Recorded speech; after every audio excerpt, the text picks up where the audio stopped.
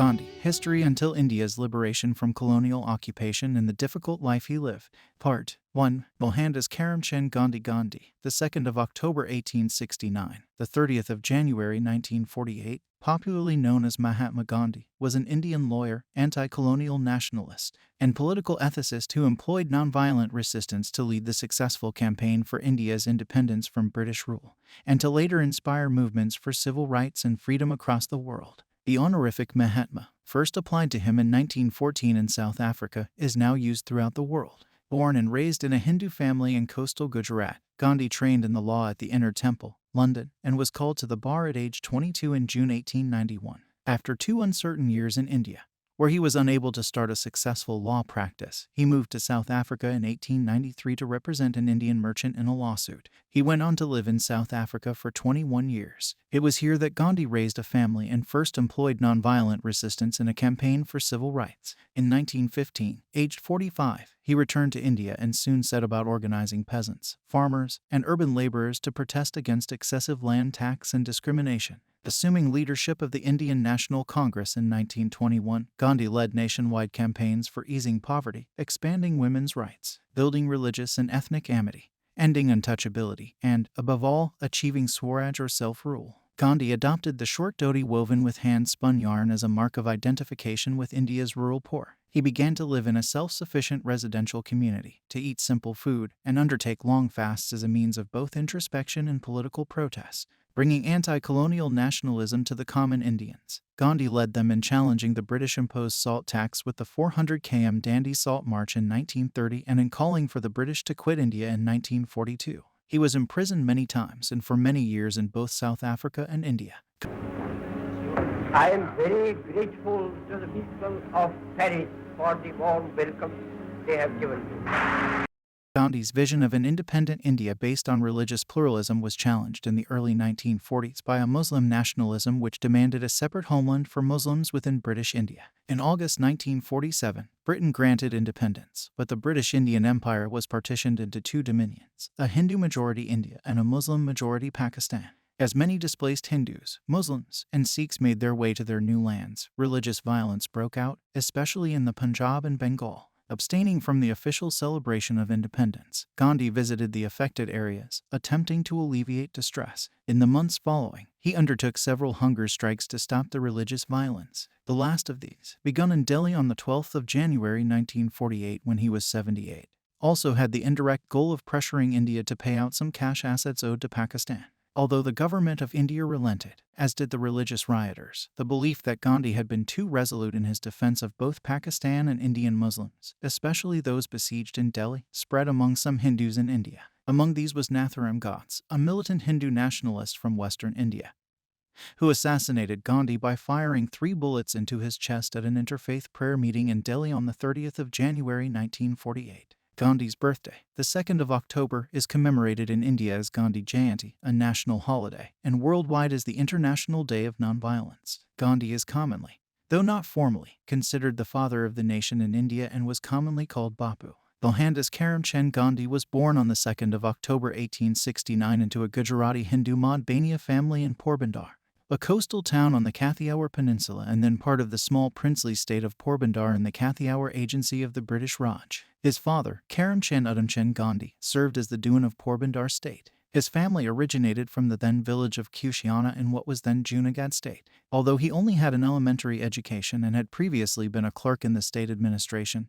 Karamchand proved a capable chief minister. During his tenure, he married 4 times. His first 2 wives died young, after each had given birth to a daughter, and his 3rd marriage was childless. In 1857, he sought his 3rd wife's permission to remarry. That year, he married Putlabai, who also came from Junagadh and was from a Pranami Vaishnava family. Karamchand and Putlabai had 3 children over the ensuing decade, a son, Laxmata C. 1,860,191 for, a daughter, Raliat Bain, and another son, Karsandas C. 1,866,191 3. On the 2nd of October 1869, Putlabai gave birth to her last child, Mohandas, in a dark, windowless ground floor room of the Gandhi family residence in Porbandar city. As a child, Gandhi was described by his sister Raliat as restless as Mercury, either playing or roaming about. One of his favorite pastimes was twisting dogs' ears. The Indian classics, especially the stories of Shravana and King Harishchandra, had a great impact on Gandhi in his childhood. In his autobiography, he states that they left an indelible impression on his mind. He writes, "It haunted me and I must have acted Harishchandra to myself times without number." Gandhi's early self-identification with truth and love as supreme values is traceable to these epic characters. The family's religious background was eclectic. Gandhi's father Karamchand was Hindu and his mother Putlabai was from a Pranami Vaishnava Hindu family. Gandhi's father was of Madhbaniya caste in the Varna of Vaishya. His mother came from the medieval Krishna Bhakti-based Pranami tradition, whose religious texts include the Bhagavad Gita, the Bhagavata Purana, and a collection of 14 texts with teachings that the tradition believes to include the essence of the Vedas, the Quran, and the Bible. Gandhi was deeply influenced by his mother, an extremely pious lady who would not think of taking her meals without her daily prayers. She would take the hardest vows and keep them without flinching. To keep 2 or 3 consecutive fasts was nothing to her. In 1874, Gandhi's father Karamchand left Porbandar for the smaller state of Rajkot, where he became a counselor to its ruler, the Thakur Sahib. Though Rajkot was a less prestigious state than Porbandar, the British regional political agency was located there, which gave the state's Diwan a measure of security. In 1876, Karamchand became Diwan of Rajkot and was succeeded as Diwan of Porbandar by his brother Tulsidas. His family then rejoined him in Rajkot. At age 9, Gandhi entered the local school in Rajkot, near his home. There he studied the rudiments of arithmetic, history, the Gujarati language, and geography. At age 11, he joined the high school in Rajkot, Alfred High School. He was an average student, won some prizes, but was a shy and tongue-tied student, with no interest in games. His only companions were books and school lessons. In May 1883, the 13-year-old Mohandas was married to 14-year-old Kasturbai Makhanji Kapadia in an arranged marriage, according to the custom of the region at that time. In the process, he lost a year at school but was later allowed to make up by accelerating his studies. His wedding was a joint event, where his brother and cousin were also married. Recalling the day of their marriage, he once said, "As we didn't know much about marriage, for us it meant only wearing new clothes, eating sweets and playing with relatives, as was prevailing tradition."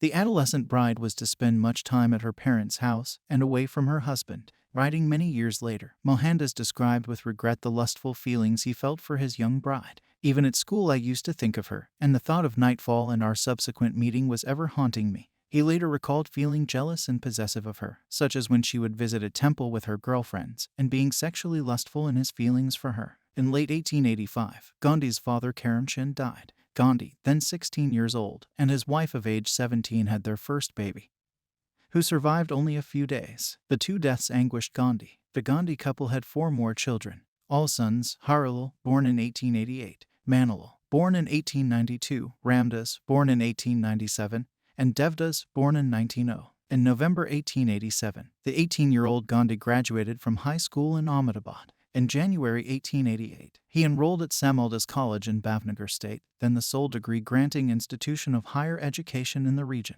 But he dropped out and returned to his family in Porbandar. Gandhi had dropped out of the cheapest college he could afford in Bombay. Navji Dev Joshaji, a Brahmin priest and family friend, advised Gandhi and his family that he should consider law studies in London. In July 1888, his wife Kasturba gave birth to their first surviving son, Harilal. His mother was not comfortable about Gandhi leaving his wife and family and going so far from home. Gandhi's uncle Tulsidas also tried to dissuade his nephew. Gandhi wanted to go. To persuade his wife and mother, Gandhi made a vow in front of his mother that he would abstain from meat, alcohol, and women. Gandhi's brother Laxmidas, who was already a lawyer, cheered Gandhi's London studies plan and offered to support him. Putlabai gave Gandhi her permission and blessing. On the 10th of August 1888, Gandhi, aged 18, left Porbandar for Mumbai, then known as Bombay. Upon arrival, he stayed with the local Madhbaniya community whose elders warned him that England would tempt him to compromise his religion and eat and drink in Western ways. Despite Gandhi informing them of his promise to his mother and her blessings,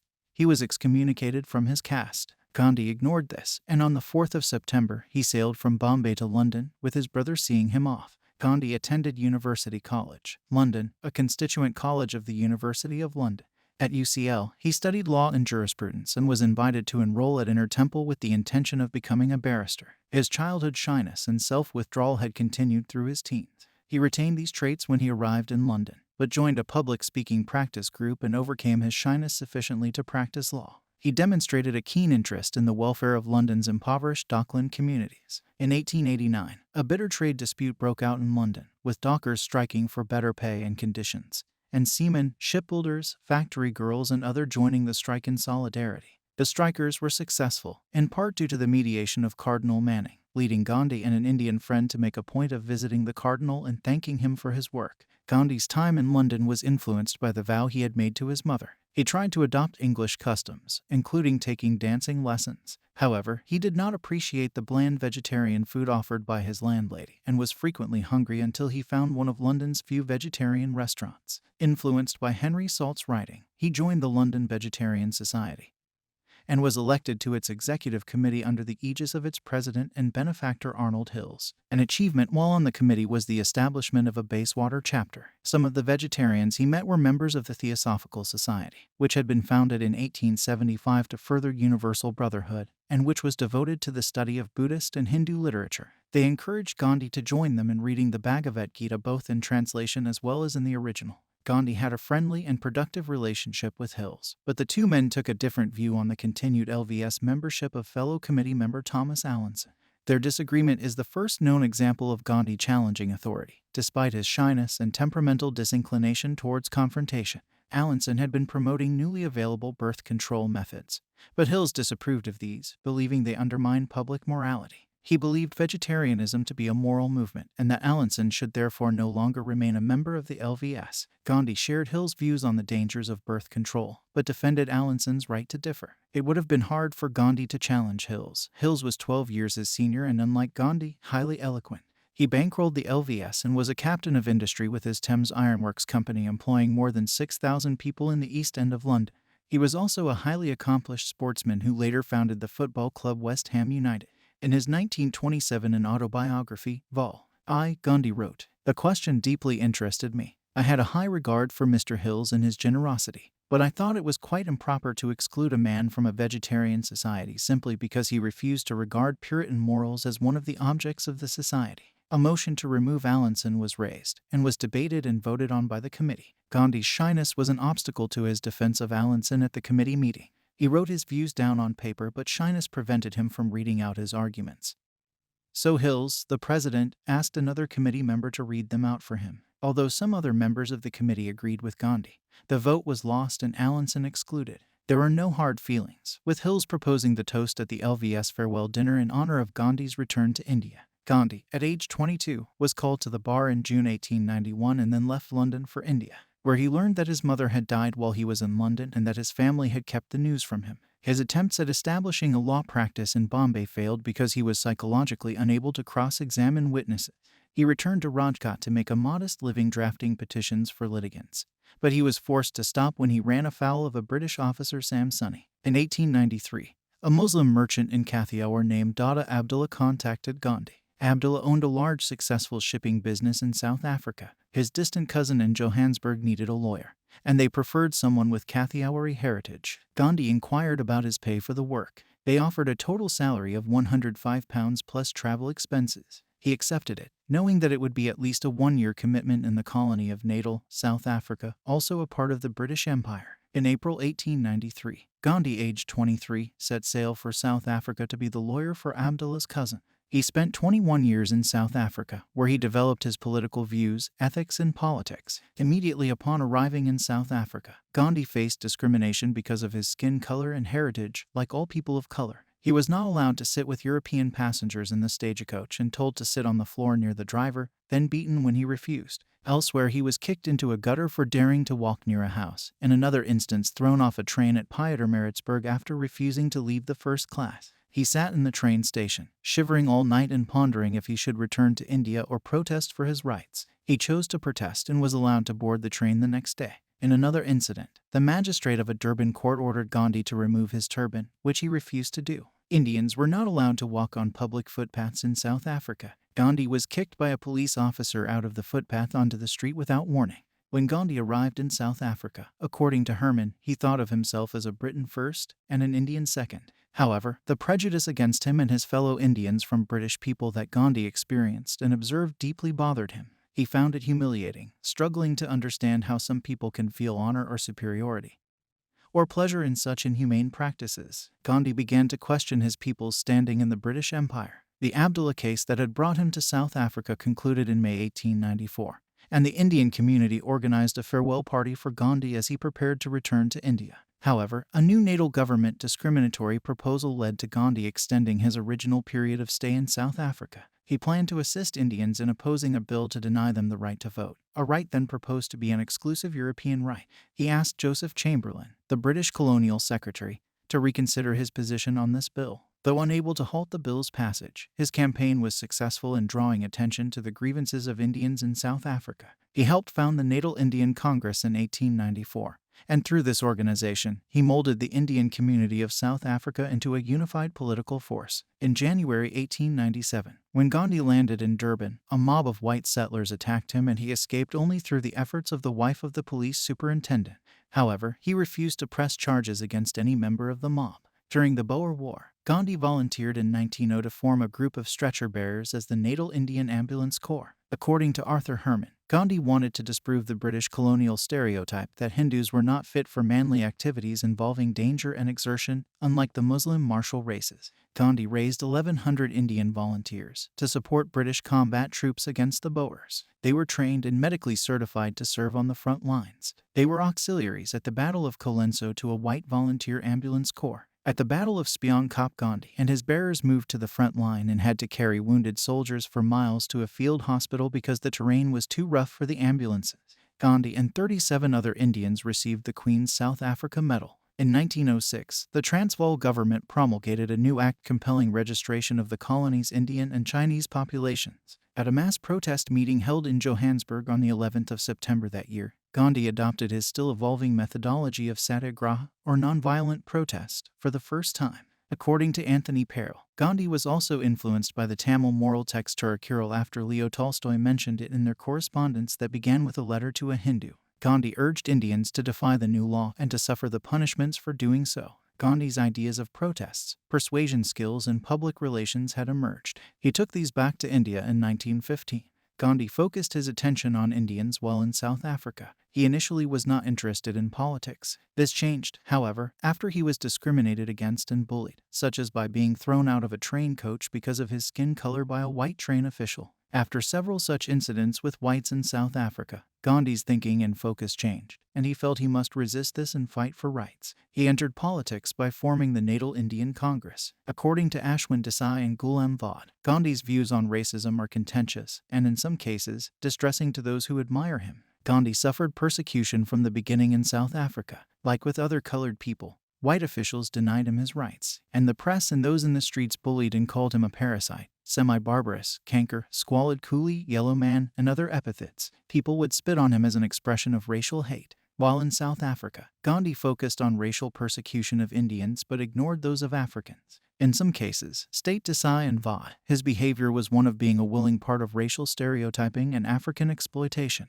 During a speech in September 1896, Gandhi complained that the whites in the British colony of South Africa were degrading Indian Hindus and Muslims to a level of kafir. Scholars cite it as an example of evidence that Gandhi at that time thought of Indians and black South Africans differently. As another example given by Herman, Gandhi, at age 24, prepared a legal brief for the Natal Assembly in 1895, seeking voting rights for Indians. Gandhi cited race history and European Orientalists' opinions that Anglo-Saxons and Indians are sprung from the same Aryan stock, or rather the Indo-European peoples, and argued that Indians should not be grouped with the Africans. Years later, Gandhi and his colleagues served and helped Africans as nurses and by opposing racism. According to the Nobel Peace Prize winner Nelson Mandela, the general image of Gandhi, state Desai and Vaught, has been reinvented since his assassination as if he was always a saint, when in reality his life was more complex, contained inconvenient truths, and was one that evolved over time. In contrast, other Africa scholars state the evidence points to a rich history of cooperation and efforts by Gandhi and Indian people with non-white South Africans against persecution of Africans and the apartheid. In 1906, when the Bambatha Rebellion broke out in the colony of Natal, then 36-year-old Gandhi, despite sympathizing with the Zulu rebels, encouraged Indian South Africans to form a volunteer stretcher-bearer unit. Writing in the Indian Opinion, Gandhi argued that military service would be beneficial to the Indian community. and claimed it would give them health and happiness. Gandhi eventually led a volunteer mixed unit of Indian and African stretcher bearers to treat wounded combatants during the suppression of the rebellion. The medical unit commanded by Gandhi operated for less than 2 months before being disbanded. After the suppression of the rebellion, the colonial establishment showed no interest in extending to the Indian community the civil rights granted to white South Africans. This led Gandhi to becoming disillusioned with the empire and aroused a spiritual awakening with him. Historian Arthur L. Herman wrote that his African experience was a part of his great disillusionment with the West, transforming him into an uncompromising non-cooperator. In 1910, Gandhi established, with the help of his friend Herman Kallenbach, an idealistic community they named Tolstoy Farm near Johannesburg.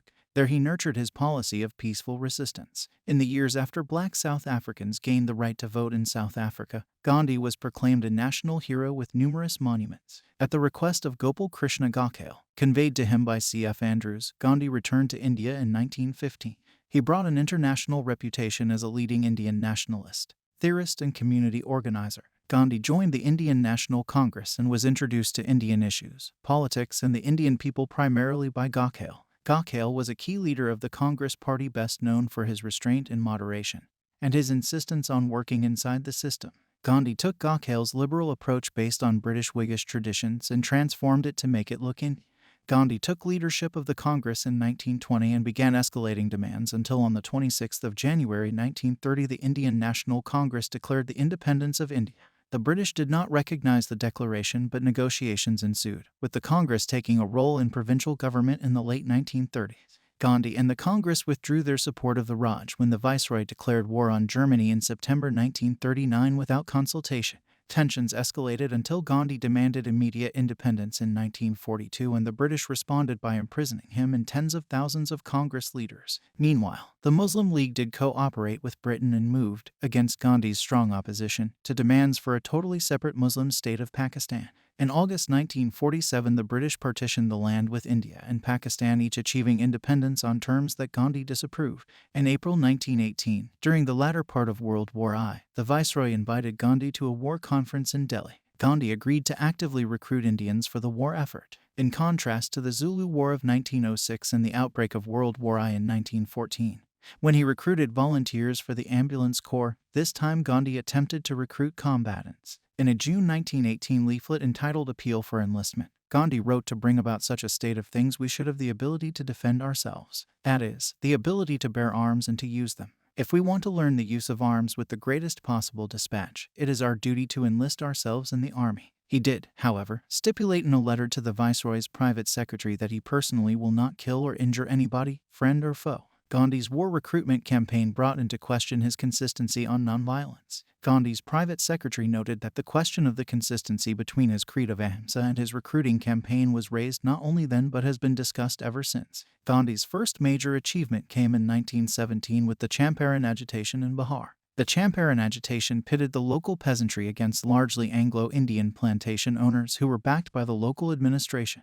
The peasants were forced to grow indigo fra, a cash crop for indigo dye whose demand had been declining over 2 decades, and were forced to sell their crops to the planters at a fixed price. Unhappy with this, the peasantry appealed to Gandhi at his ashram in Ahmedabad, pursuing a strategy of nonviolent protest. Gandhi took the administration by surprise and won concessions from the authorities. In 1918, Quetta was hit by floods and famine, and the peasantry was demanding relief from taxes. Gandhi moved his headquarters to Nadiad, organizing scores of supporters and fresh volunteers from the region, the most notable being Vallabhbhai Patel. Using non-cooperation as a technique, Gandhi initiated a signature campaign where peasants pledged non-payment of revenue even under the threat of confiscation of land.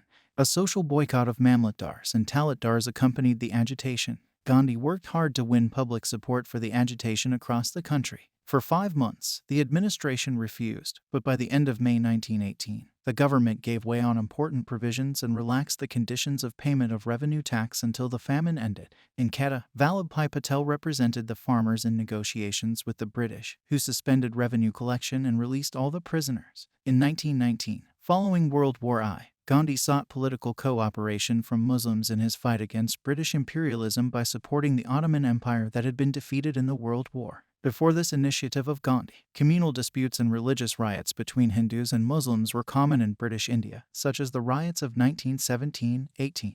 Gandhi had already supported the British Crown with resources and by recruiting Indian soldiers to fight the war in Europe on the British side. This effort of Gandhi was in part motivated by the British promise to reciprocate the help with Swaraj to Indians after the end of World War I. The British government, instead of self-government, had offered minor reforms instead, disappointing Gandhi. Gandhi announced his satyagraha intentions. The British colonial officials made their counter-move by passing the Rowlatt Act to block Gandhi's movement.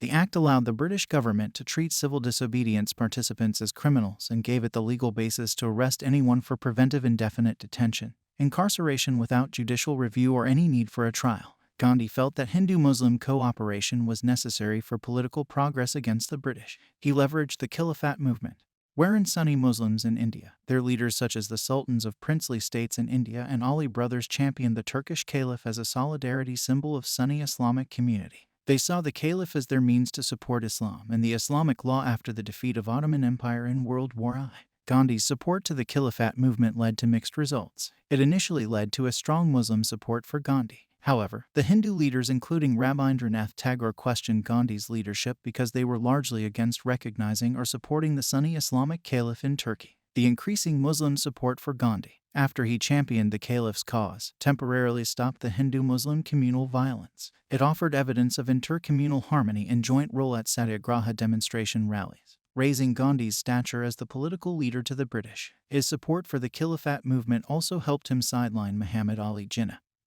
who had announced his opposition to the Satyagraha non-cooperation movement approach of Gandhi. Jinnah began creating his independent support, and later went on to lead the demand for West and East Pakistan. Though they agreed in general terms on Indian independence, they disagreed on the means of achieving this. Jinnah was mainly interested in dealing with the British via constitutional negotiation, rather than attempting to agitate the masses. By the end of 1922, the Khilafat movement had collapsed. Turkey's Ataturk had ended the caliphate. Khilafat movement ended, and Muslim support for Gandhi largely evaporated.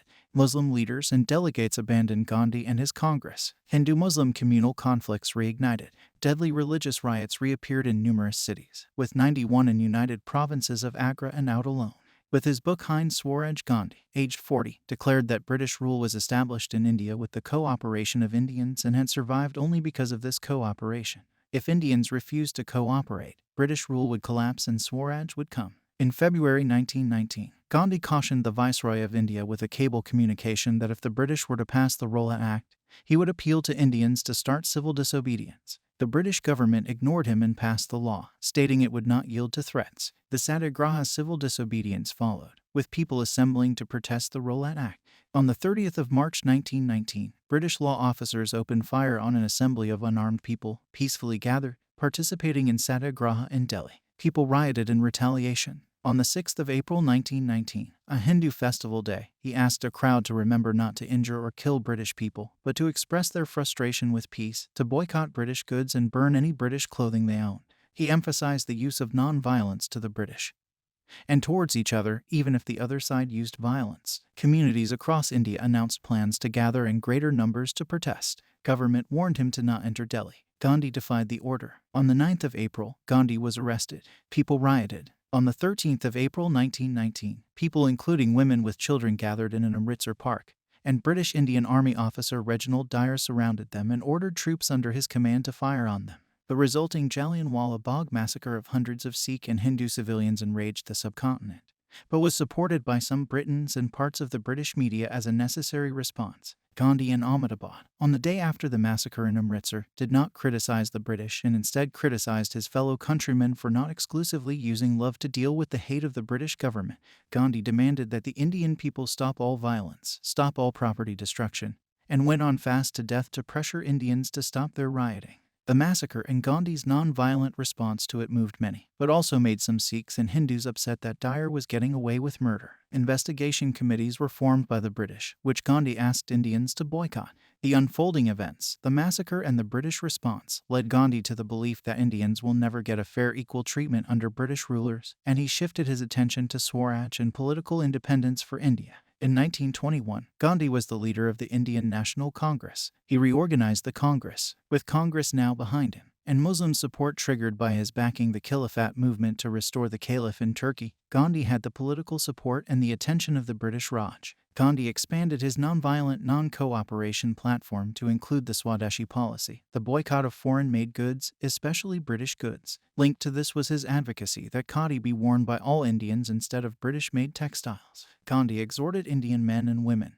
rich or poor, to spend time each day spinning khadi in support of the independence movement. In addition to boycotting British products, Gandhi urged the people to boycott British institutions and law courts, to resign from government employment, and to forsake British titles and honors. Gandhi thus began his journey aimed at crippling the British India government economically, politically, and administratively. The appeal of non-cooperation grew. Its social popularity drew participation from all strata of Indian society. Gandhi was arrested on the 10th of March 1922, tried for sedition, and sentenced to 6 years imprisonment. He began his sentence on the 18th of March 1922. With Gandhi isolated in prison, the Indian National Congress split into two factions, one led by Chittor Ranjan Das and Motilal Nehru favoring party participation in the legislatures, and the other led by Chakravarti Rajagopalachari and Sardar Vallabhbhai Patel, opposing this move. Furthermore, cooperation among Hindus and Muslims ended as Khilafat movement collapsed with the rise of Ataturk in Turkey. Muslim leaders left the Congress and began forming Muslim organizations. The political base behind Gandhi had broken into factions. Gandhi was released in February 1924 for an appendicitis operation,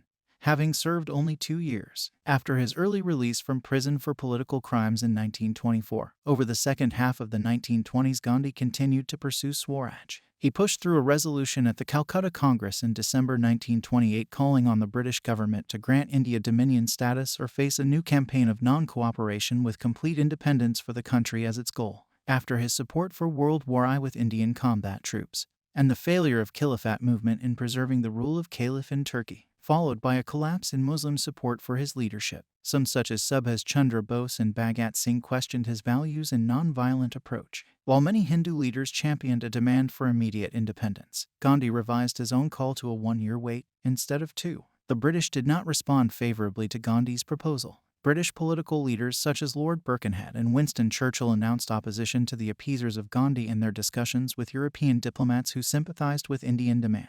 On the 31st of December 1929, an Indian flag was unfurled in Lahore. Gandhi led Congress in a celebration on the 26th of January 1930 of India's Independence Day in Lahore. This day was commemorated by almost every other Indian organization. Gandhi then launched a new satyagraha against the British salt tax in March 1930. Gandhi sent an ultimatum in the form of a letter personally addressed to Lord Irwin, the Viceroy of India, on the 2nd of March. Gandhi condemned British rule in the letter, describing it as a curse that has impoverished the dumb millions by a system of progressive exploitation and by a ruinously expensive military and civil administration. It has reduced us politically to serfdom. Gandhi also mentioned in the letter that the Viceroy received a salary over 5,000 times India's average income. In the letter, Gandhi also stressed his continued adherence to non-violent forms of protest. This was highlighted by the Salt March to Dandi from the 12th of March to the 6th of April, where, together with 78 volunteers, he marched 388 kilometers from Ahmedabad to Dandi, Gujarat to make salt himself, with the declared intention of breaking the salt laws. The march took 25 days to cover 240 miles with Gandhi speaking to often huge crowds along the way. Thousands of Indians joined him in Dandi. On the 5th of May he was interned under a regulation dating from 1827 in anticipation of a protest that he had planned. The protest at Darasana Salt Works on the 21st of May went ahead without him.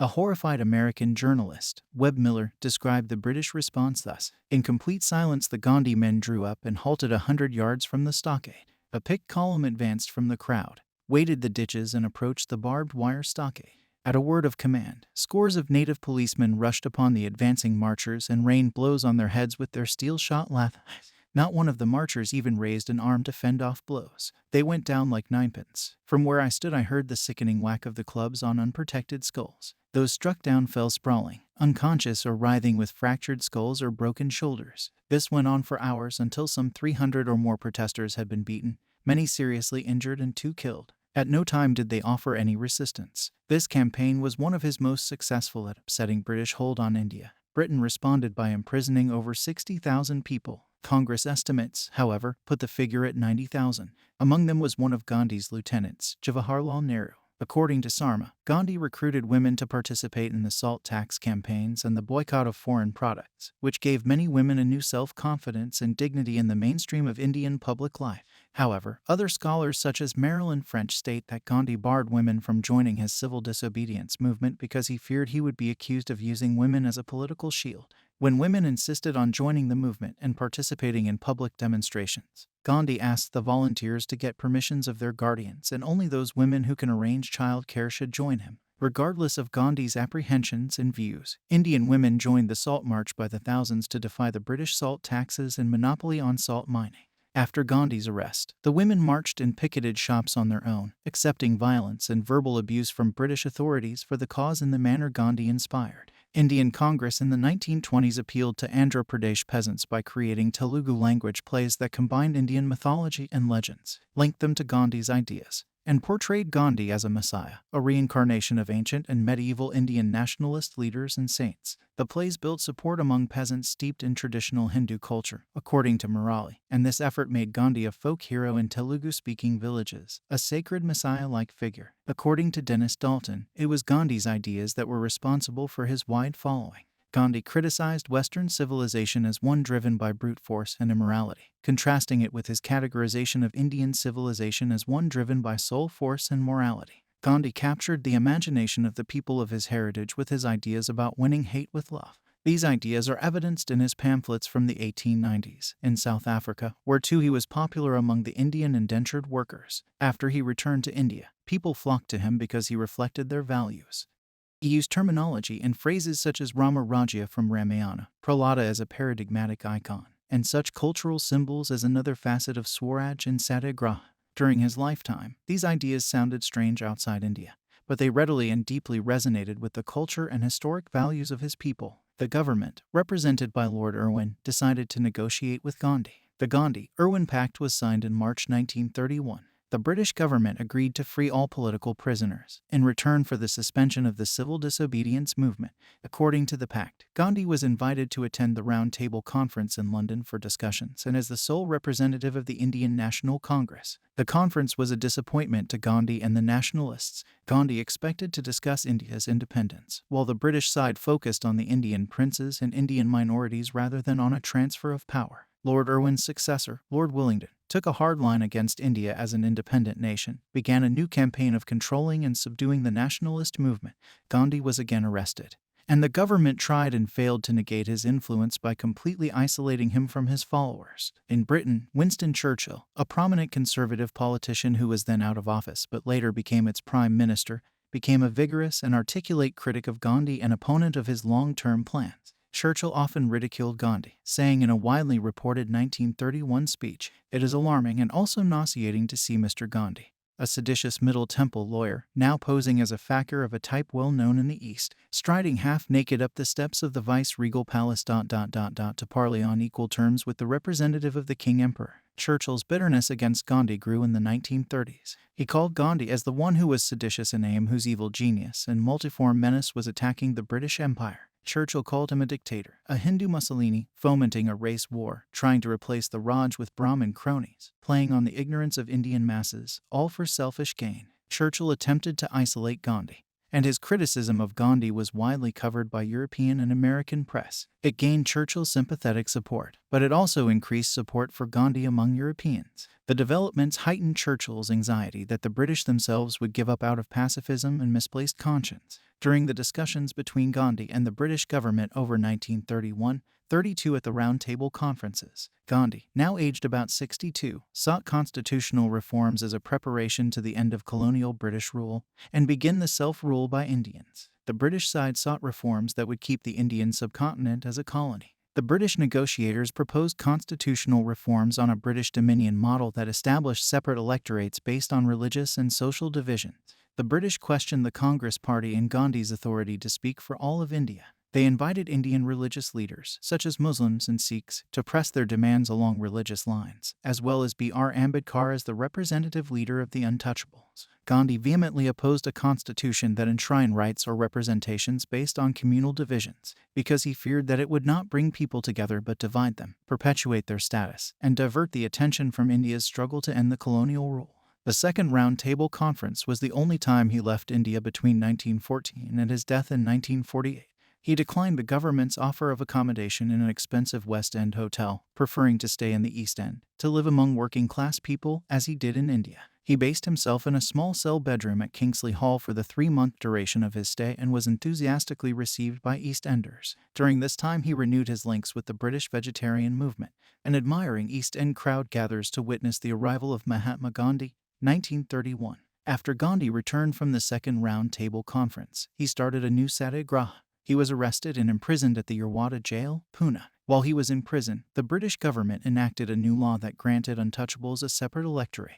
It came to be known as the Communal Award. In protest, Gandhi started a fast unto death while he was held in prison. The resulting public outcry forced the government, in consultations with Ambedkar, to replace the Communal Award with a compromise Pune Pact. Soon, Part 2